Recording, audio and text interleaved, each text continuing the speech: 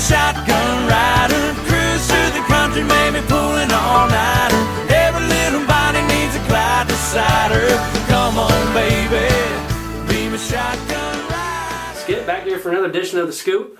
You had your convention last week. Why don't you talk about that? Just got back from sunny California, had our convention out in Anaheim, California. It was fun for me, Kyle, because apparently we have a lot of loyal Skip Scoop followers in the coaching profession. High school coaches and some of my college colleagues as well were wondering when we were going to get Scoop back up. So we're back at it right here. Hey, The Scoop, it's not just popping around Bloomington, even out on the West Coast. People are watching Scoop. I love it. I love it. And rolling back, though, now when we come back, we're fresh in the year. We usually kick off our second semester with our annual fun run, and we did that this morning. Walked in this morning, and our guys do a fun run. It's time lapse. It's a little grueling, as you may see. Last year, if you remember watching the episode, it got quite a bit of attention for regurgitation portions of the episode. But as I walked in, just to get a little sense of, I asked Rusty Stillions, our equipment manager, what he thought of the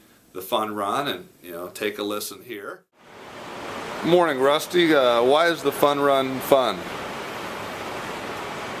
Nothing's like seeing people puke in the morning. I love it. And then I had a chance, I talked to Roger Rodehaver, who was a former player here back in the mid-'90s, and he kind of gave his interpretation of the fun run, and listened to what he had to say about it.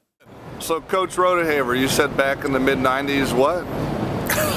What do you remember about the fun run? I remember puking, trash can right over there, early mornings just like this. Now, Kyle, did you sense any theme there, what they're talking about, what the fun run means to them? I feel like we might have some more issues with some graphic footage like we did last year. Well, you know what? Let's, rather than wait, let's get right to it and see what the fun run brought us this year. Viewer discretion is advised.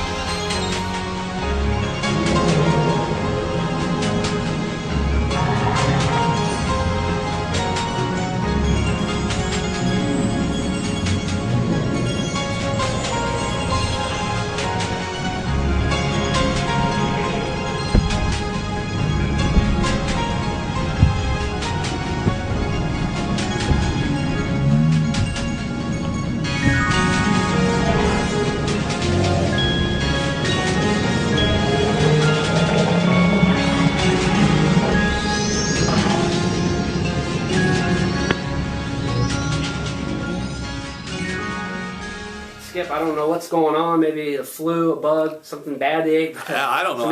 I think the flu bug must have hit us this morning or something. There was the food that the boys had eaten for breakfast. But nonetheless, it's a great physical test for our guys, and I also say a personality test, because you gotta gut through that thing. And as you can see, it's not easy by some of the guys' performances there over the trash can. But we did a good job on that today. But in all seriousness, it's time now. Just kind of see what they do over break, make sure they come back ready to go, and the guys did a good job with it today. Yeah, certainly a mental test as much as a physical test with that fun run that I've seen. I've been there and witnessed it before. Oh, yeah. We haven't done pictures or questions of the week in quite some time. We said we're getting back into it, so let's do it. Absolutely. I love this one here. This is Steve Donato. He's at Falk Field there in Texas, and he's wearing his IU gear. I love that, and I love it because I'll see like Texas gear all over the place. Well, we around Bloomington. Well, we've done a little role reversal on them, so I appreciate Steve's picture on that. This is even Santa Claus. Kyle is an IU fan. You got Peggy Cordy here, Karen and Diane, sisters of Brian Cordy, sporting there. You got the candy striped pants in there and everything, but looks like a little holiday cheer. And our colors go well around Christmas anyway. Yeah, don't think it's a coincidence that the big jolly man wears red and white. Exactly. This was sent anonymously from California If our fans from last year remember, we had quite a few photos from California. So I think I know who this is submitting. If you can remember, we had an episode, a little hint there, probably those hats, the dead There was a giveaway. hat collection from, I believe, a Big Mr. hat Dickerson, episode. maybe? But I love That it. looks familiar. I love it. I'm sure it's photos from Ross. He said he's retired, but he couldn't resist. So you get a good shot of all the photos coming in there for Ross. So those are good. Keep those pictures coming because it's fun, and we'd love to have the IU gear sporting all around the country. So keep the photos coming. Questions of the week. Should we roll right into them? Let's do it. Let's do it. Skip. And the last episode, we took a tour. One of the last episodes, we took a tour of the Academic Center, and it was mentioned that the study table was held Monday and Wednesdays. I was wondering if this is a mandatory session for everybody or just the players that are struggling. Well, now, it's open certainly to anybody, but we require our freshmen to go through these sessions, and regardless of what they get first semester, we'll put them on their second semester. But study tables are that. They try to help organize their time, and then upperclassmen that maybe need a little bit more focused time, we'll add them to that as well. But that comes from Jeff and Wolcott. Good question. And I love this, Kyle, the perfect timing on this question because this is beautiful. Skip, I know this is the time of the year for the team fun run. Must have watched our episodes last year. I was wondering what it was like to do the fun run. And you know what was pertinent? This comes from Tyler from Van Wert, Ohio. Well, you know what, Tyler? And this was quite honestly by accident that one of our kids, senior Drew Leninger, grabbed the camera for what was his last lap of the fun run for his entire career because he's a senior, he doesn't have to do anything. So rather than me tell you about the fun run, we're going to show you what it is to run a lap of the fun run. So check this out.